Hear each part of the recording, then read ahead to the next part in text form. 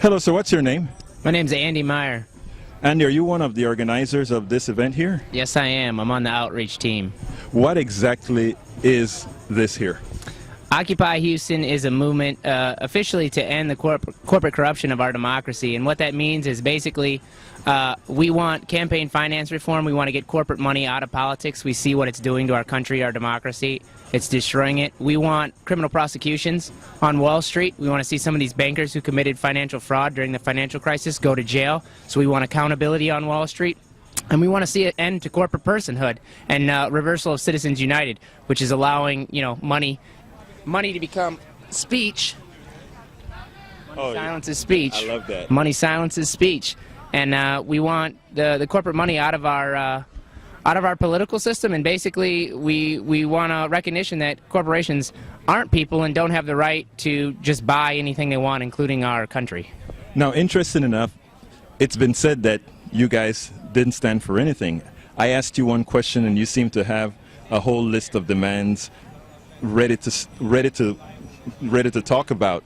Do you think they're actually trying to mislead America as far as what you guys represent? Absolutely. I think that they've led a purposeful campaign. I mean, initially it's like Gandhi said, first they ignore you, then they laugh at you, then they fight you, then you win. I think we've seen that. The first week, 2 weeks of Occupy Wall Street, there was a media blackout.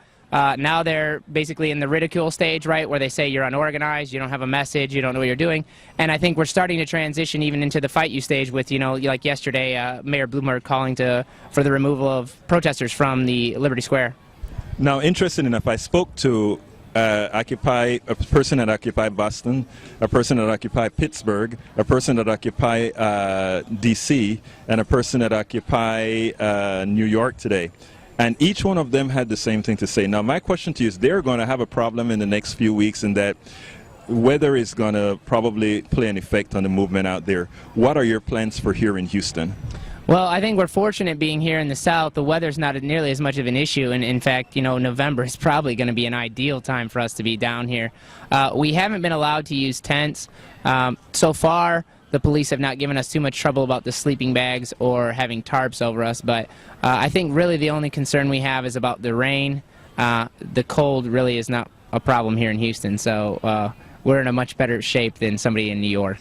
Have you been in contact with any of the other groups across the country? Yes, we've had people that have been to Occupy Wall Street in New York. We've also been in close contact with Austin, Occupy Austin, and I think we've had one emissary group from San Antonio, Occupy San Antonio as well. So yeah, we are in contact with them, and we're kind of working together to strategize. Like with today, nationally, there were a campaign October 15th to get out, and protest today. So we had our own silent protest here, and different groups are doing different things, but we're kind of coordinating that together.